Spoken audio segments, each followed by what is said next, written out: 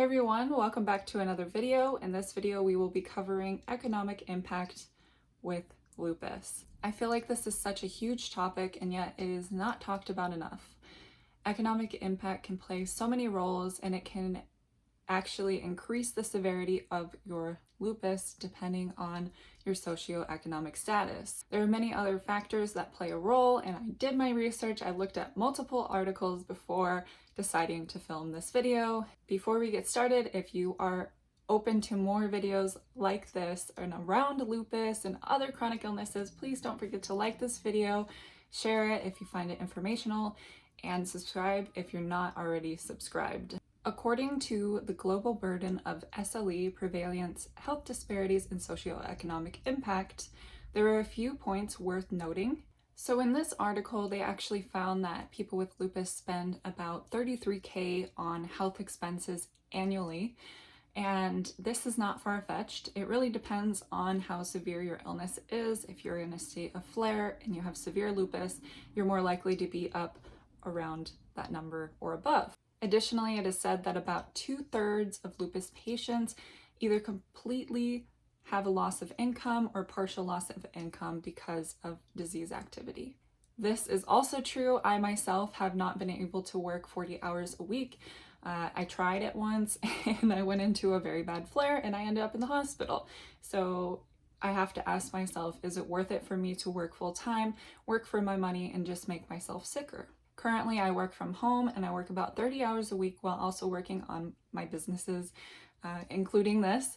So I find that I am productive when I do things that I love and it's less stressful or in a remote setting. But I do right now work full-time. Technically, I work 30 hours per week, but I work from home, so it makes it easier on my body and I am able to manage my stress levels better than I was before. I also have my own businesses that I run, and overall, I'm doing pretty good with that. But it is not always that accessible for everyone, and it can be difficult to find work if you haven't been working for a while. So there's a lot that plays a role in this. This next article, Healthcare Utilization and Cost of SLE in the United States. So for this article, it was a systematic review, so they reviewed 38 different articles containing research with this topic. With the analysis of all of those articles, they did find that, of course, your medical care or expenses are going to be higher cost if you have moderate to severe lupus versus a more milder case. And those numbers look like this. So for moderate to severe, it's about $22,000 to $88,000 per year. And then if you have mild lupus, it's about $9,000 to $15,000 roughly a year.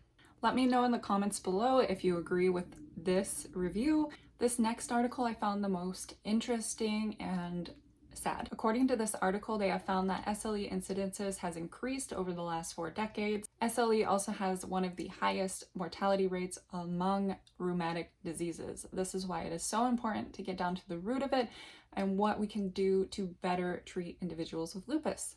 This is where it gets sad because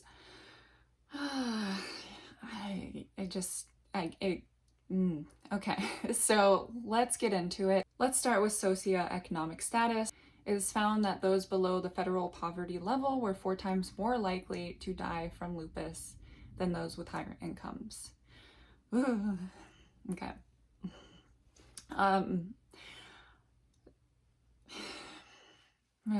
It is also found that SLE and the mortality rate were much higher among non-white individuals than white individuals.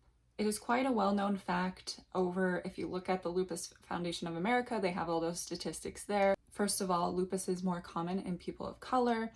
Not only that, but lupus is more severe in people of color as well. And if you didn't know, it is also more common in women. In another study, it was shown that those with less confidence in their management of their disease, less social support, and those who were diagnosed at a younger age were more likely to have a severe illness and just more organ involvement as well. They also found that lack of education and understanding can also lead to non-adherence of medical therapy. Next, we're going into in-hospital experiences, and again, this one's another one that's sad. I mean, it's all sad, but this one, yeah. One interesting fact I found was that they said in hospital mortality rate was much lower for hospitals in California than those elsewhere. And because of this, it is based on education about lupus. And they also have higher incidence of patients coming to California hospitals.